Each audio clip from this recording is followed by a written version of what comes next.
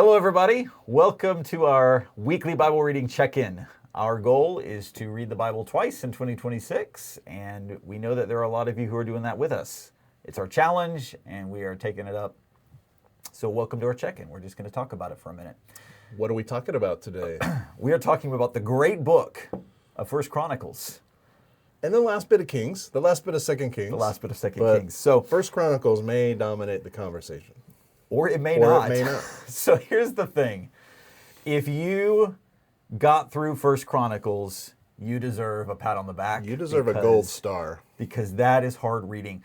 I tell people there are a few places where you will get bogged down in Bible reading, and the first real test comes at the end of Exodus into the Law and Leviticus. That's a hard place to start reading or to carry on. Yep. This is probably the next real test in terms of just it is tough. I think this one might be harder, but we've already been exposed to so much of this. Yeah. But I actually think this section may be the sort of the most where it's literally just names for 9 chapters. Yeah, it's tough.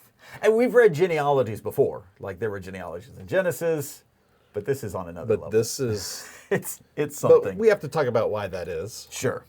And I think that's part of this conversation. It's there for a specific purpose, and that is to reset everybody after... That's right. Upon their return to Jerusalem, or reforming everything and rebuilding the temple and that whole process. They're trying to reset their entire history. Yeah. Again. We're starting back and hearing the story for a second time now. And that's really what's happening, which is why we start all the way back with Adam in First Chronicles.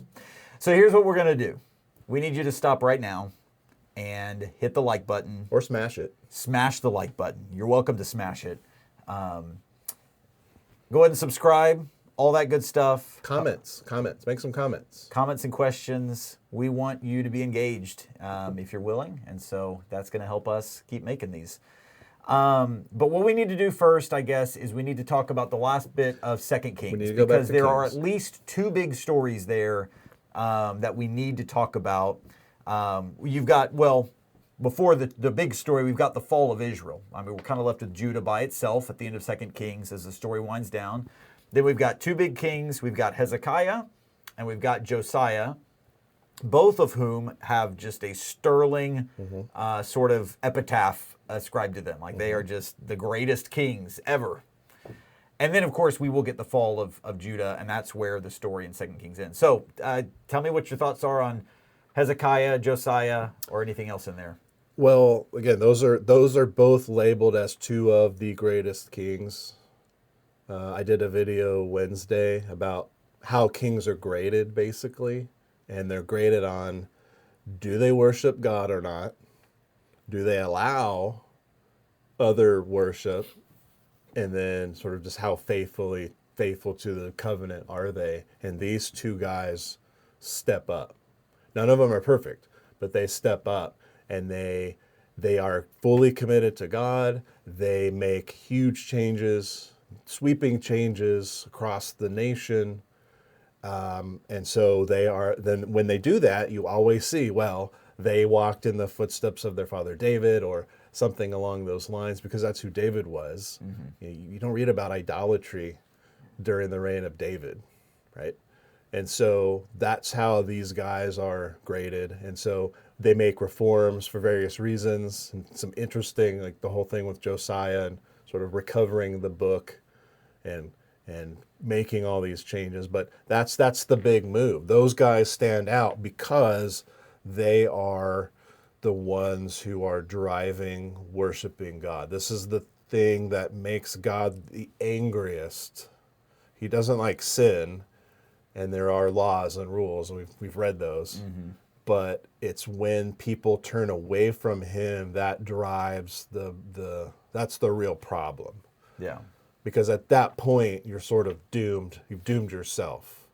But as long as you're faithful and say, like David, you sin, someone then corrects you, you repent, you can move on. There's still consequences.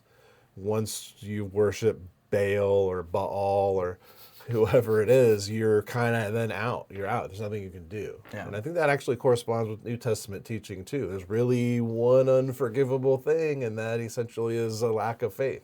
There's nothing God can do with that. Once you've turned away from God and said he's not the one for me, Right. there's no other alternative. Right. So that's the pattern you see in all of Samuel and Kings, and how these guys are measured. Yeah. Yeah. So Hezekiah's story and Josiah's story, for me, it's always been fascinating how similar they are. Even down to both kings are described, and some people find this odd or unusual that both kings are said to be, that there's no king greater before or after them. And it's like, well, how can they both? Is that a contradiction? Right. By the way, that is a fairly standard Hebrew idiom. Like, that's just the way of saying these guys were really, really good, you know? It's like how do you put a Mount Rushmore of Hebrew kings? Yeah. These guys are all great. Yeah. Yeah. Well, and Hezekiah and Josiah are just, the top of the pack in terms of those who were loyal to God. And what they did was they basically rebuilt the temple and restored, rebuilt in terms of restoring it, making it inhabitable again. Some of it was literally they're having to fix it because it had been in such disrepair. Yeah. So the building itself, and then of course all the worship and activity that surrounds that, they had just let it go. Yeah, and I think that's fascinating. We've sat and we've read Kings now for 2 weeks, and we've seen a lot of story, a lot of Judah, a lot of Israel, how they're interacting with each other, the battles they're fighting, and you kind of get caught up in that, in the story, and some of it's exciting. Maybe some of it was boring to some people, but there's some excitement in there. You get caught up in it, and when you get to stories like Hezekiah and Josiah, you realize the people in Judah got caught up in it too. Yep. They lost track of the temple, and if we're reading and we lose track of the temple, I think that's by design. That's exactly what they went through. And by the way, if you're reading Kings and you've lost track of the law, it's like, I don't remember what all the laws were. They literally lost the book of the law. Yeah, don't be ashamed, because so did they. Yeah. So anyway, I think there's a lot of ways where reading Kings actually almost puts us in the shoes of the people living it in some pretty interesting ways. I think it's important to remember there were faithful people, and there always are. Yeah. But we're talking about the nation as a whole, and then again the king's faithfulness to God. I mean, that's what it always boiled down to. So the way the kingdom goes is the way the leadership's going to go, which is an important lesson for us as modern people. Sure. We're doing work here about church leadership. That's right. In our own group, and how important that is. And you were talking about priesthood. I was thinking this in a lesson you preached about the priesthood and how similar. We're looking at these two tracks of important people. And the question that comes up every time is, when are we going to get the good one? That's right. The right one, the one who sort of does everything right, fulfills everything. And the answer is, we're going to get him, and it's actually going to be the same person. Yes. Yeah. There are so many tracks through the Bible. The priesthood, there's the prophet like Moses, like this, Right. in Deuteronomy, it's like, hey, there's going to be a prophet like me. Right. And it's like, well, who is it? And it's not Elijah. Not it's Elijah. Not Elijah. Not Elisha. It's not Jeremiah. these guys. Right. But yeah, we are constantly left wanting. And there's a reason for that. And we're going to find that solution when we get to the New Testament. And it helped thinking about that and realizing that, just in those, let's say those three streams, there's others, makes it, when you read Paul's writings where he says the Old Testament is a schoolmaster or something like that, you start to go, okay. Yeah. Or this was written for our learning, or in Corinthians, right? Take the example of Judah and how they rebelled. You see, like, that's all important to those people in the moment, of course, but there is a design here for us to see this bigger picture. Yeah. Now, let me say this, and maybe we can sort of transition this into a discussion about Chronicles here. Last week we mentioned that Kings is the conclusion of the first telling of the story. And so really, if you start back in Genesis, you can find the story of creation and the selection of Abraham's family.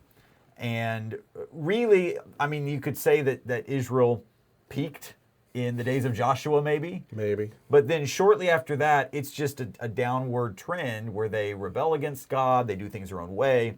And by the time we get to the end of 2 Kings, we have reached the bottom of that. And so we get these good, positive characters like Hezekiah and Josiah. But what's interesting to me is Hezekiah's story doesn't end well. No. Like, he makes all these reforms, but then he ends up not trusting in God and going after alliances that do him no good. Showing off all the goods Yes. and alliances. And then Josiah, same thing, right? Josiah gets kind of a big head, thinks he can go stand between the power of Egypt and the Right. power of the Babylonians, Right. and dies. And by the way, if anybody's curious, that's kind of a big historical battle, the Battle of Carchemish. Yep. He just puts himself right in the middle and foolishly dies. Yep. And it's another oddity, another similar thing to some things we've already seen. Just like David dies and his sons all start, trying to fill that void, or I should say not David dies, but David sort of weakens and all his Right. sons try to fill that void. As soon as Josiah is dead, Josiah is the last father of a king in Judah. Right. Right. The next kings are all just his sons, just swapping in and out. It's a lot like David's story in that way. Yep. And then ultimately they're taken into that's the captivity. end. That's the Right. end. And so, you talk about one generation ago, they were restoring the temple, and then the next generation, they're gone. Pretty powerful, depressing end to 1 Kings. Yep. But segue that into Chronicles for a minute here.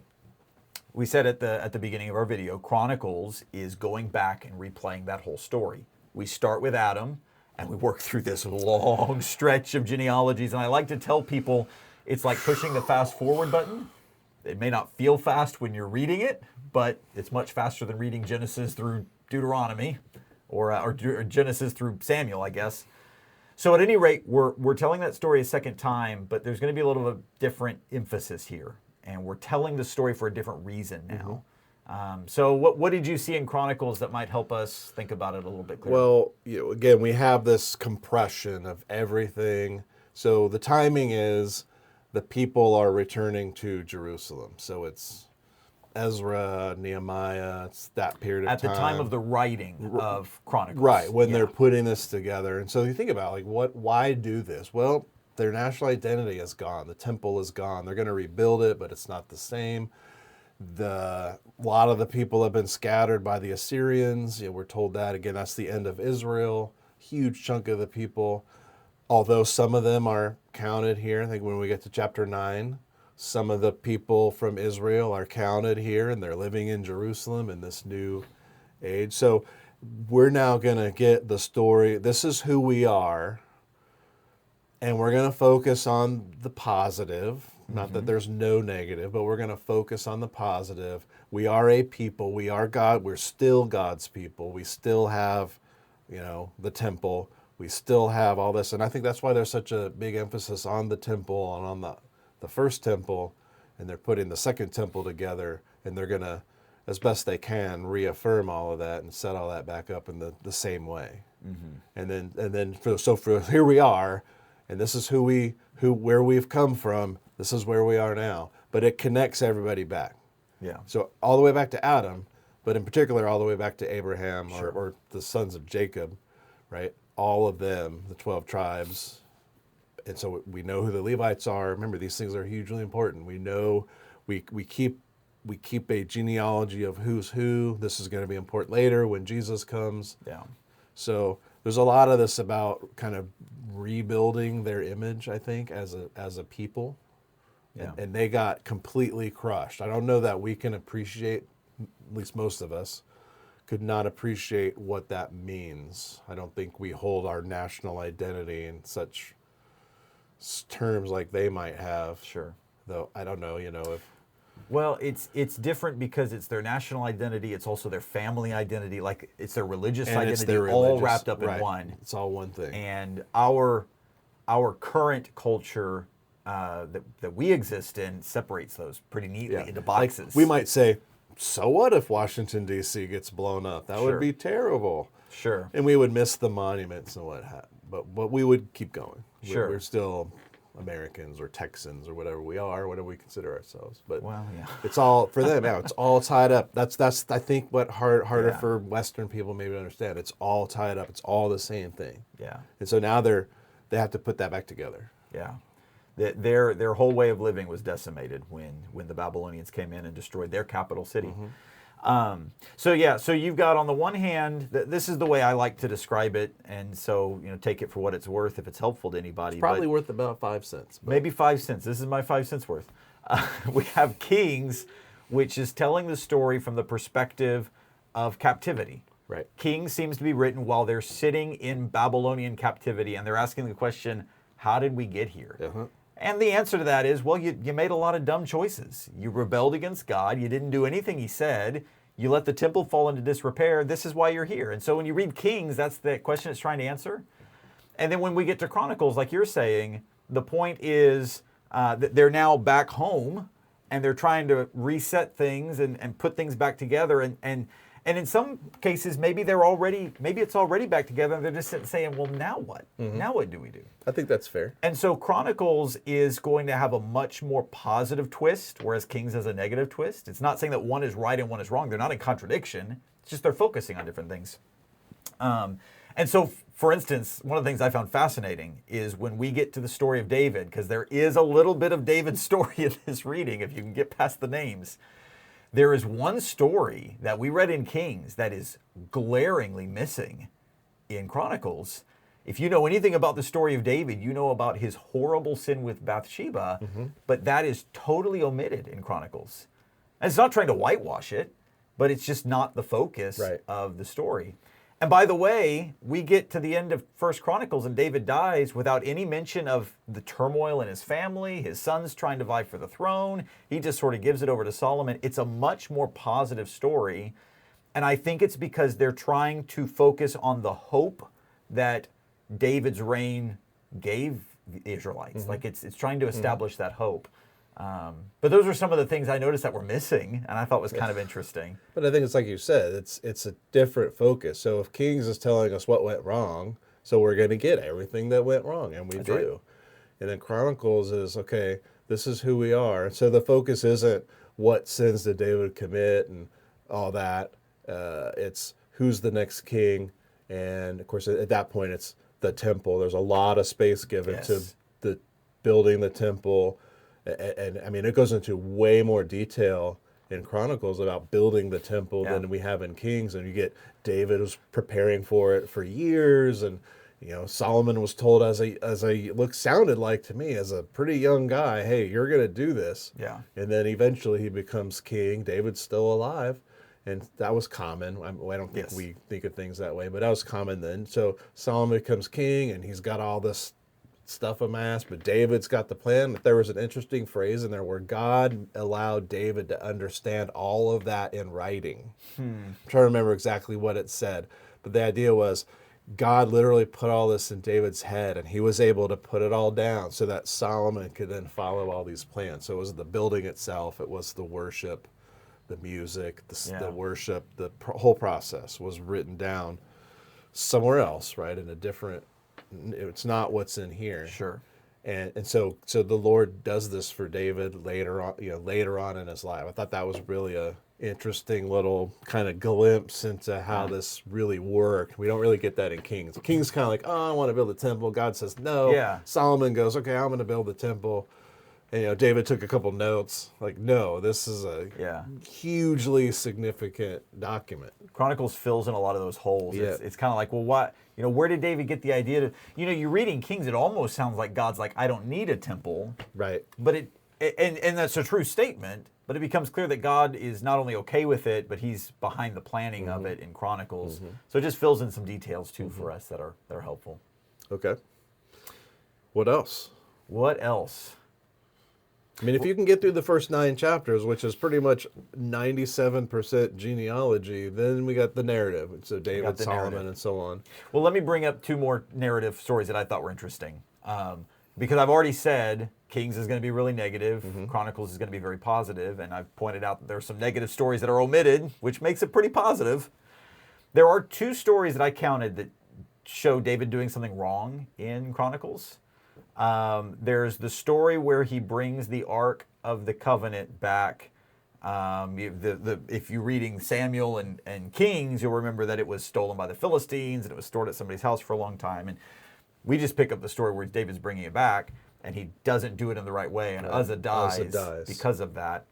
And then the other story where he does something wrong was in the counting of the census. I'm trying to think off the top of my mind if there was a third now, but it's escaping me if there was one. But there are a couple of stories where David does do something wrong. So it's not like everything's just, rainbows and unicorns or whatever. But those were things, that kind of tying it back, those were things that had to do with the worship and the covenant. They weren't, and I hate to use this term, but they weren't like regular sin. Okay.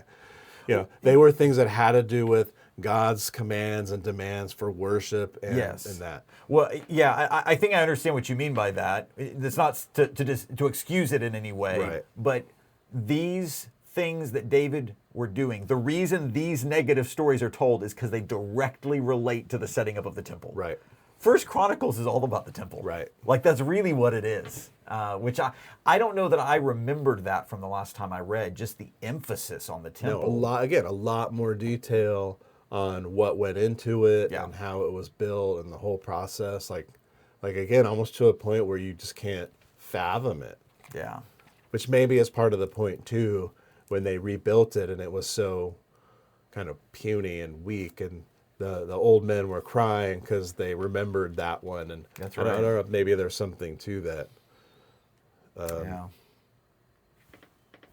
That's the bulk of it, right? We have a lot of these, again, just names, and there's a lot of work on kind of resetting worship.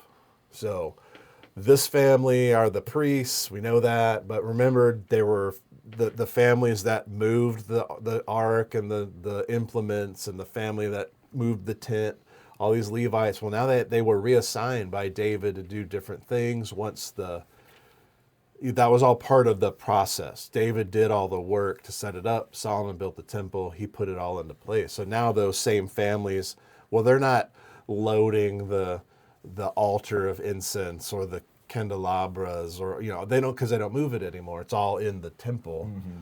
And so now they have other jobs, and they have guards, and they had guards then, and they have woodcutters, and they still have to take care of it and maintain it. And so he's just reassigning it. Now we have singers and musicians and so on who are part of the worship process that God set up. So I found that really kind of fascinating, right? Just for this particular situation, here's how this is going to work. Yeah. Well, maybe we ought to just look ahead now, because next week what we're going to do is we're going to read Second Chronicles. Which, surprise, surprise, is a continuation of First Chronicles. Mm-hmm. But it's not going to have all the names. No. We're jumping right into the story now. A lot more history. With Solomon. We're going to get... And this is really going to be where we feel a lot of deja vu, I think. I've read this before. Why are we reading it again? We're going to get Solomon building the temple. We're going to get the division of the kingdom. We're going to get kings in Israel. We're going to get kings in Judah. A lot of the similar kinds of things we've already seen. So I don't know. Do you have advice for people? How to make heads or tails of what's going on here? No, I think because we get very little, if any, of the genealogy, I think you can read it for what it is. It's again a continuation of that same story. We're trying to set things in place. Remember who we are. There is some negative stuff in there too, and maybe you can think of it. It's not meant to be what fills in the gaps from Kings. Sometimes we read it that way, or we study it that way. I think just look at that same pattern. What are we seeing? We're still, so even though here we are, we're still seeing that same pattern of it always declines into sin. And the big problem is, again, a lack of faith in God, which in that era always manifests as idolatry. And so we just see the same pattern. And it's the priests and the kings and the prophets. It's the same pattern. Yeah. So we're just maybe getting at it from 70 years of captivity kind of perspective, and what that meant and what happened, instead of going into it as they wrote it before. And then remember, there's going to be a lot of other books that are going to influence Daniel, Jeremiah, Ezekiel, some others that are going to, Isaiah, of course, in particular, that are going to influence a lot of the thinking and what's really going on. And then we get to the return with Ezra and Nehemiah. So I think just this is going to be a much easier read in terms of the action moves forward in a way that you would expect. Yeah. And probably easier because we have already read the stories in to a great extent. One thing I'll just point out, and I won't give it away. You can look ahead if you want and find it. But remember where Kings ended, and just notice how different the ending is in Chronicles. And I'll just give you all that as a little nugget to look for, just something to think of. I think that's one of the big differences, is that the endings are very different. They end at different places in history, and I think there might be some meaning there that we can talk about. Okay. Well, anything else we need to say about First Chronicles or Second Chronicles or the Bible reading journey in general? I don't think so, except I really can't wait to read that section again in, what will that be? September? 6 months from or now. so? 6 months from now? Where are we? Now. No, I think I'll say one thing about reading that. We were kind of talking about this earlier. We're reading all these names, and I kept thinking, okay, I'm going to hear names that I know. And we had mentioned this in other videos, and I had mentioned in the genealogy video I did, where you begin to learn these names, you know who these people are. Well, that's what they were doing. You know who some of these people are. I'm sure they knew who a lot of the people were that we didn't. They were relatives, they were important people, and that's why they were named. So again, it's giving them that connection. So you read it again next time, those names will sound more familiar. We'll be able to place those names in more locations. But I also noted a lot of people named their kid Jeremiah. Right? There's not one Jeremiah. There's not one, Phineas, or some of those people that stood out. Just like we do, we name people things because we like the name. We like the name, or maybe we like somebody who was named it in the past, or for whatever reason, those names stick around. Well, very good. Let's end it there. And we want to say thank you for watching. Like the video. Subscribe to the video. Drop your questions. We're serious. We really think it would be fascinating to do Q&A videos. So if you have questions about the text or things that you think that we didn't address that you want us to talk about, drop the comment in the comment section below, and we'd love to chat about it. We can't Q&A without the Q. We need the Q from you. Well, look at that poetry. That was deep. That was deep. Where else can you get that kind of poetic expertise? Nope. But right here on our right YouTube here on channel. our channel. All right. All right. Have a good one. Thanks, guys.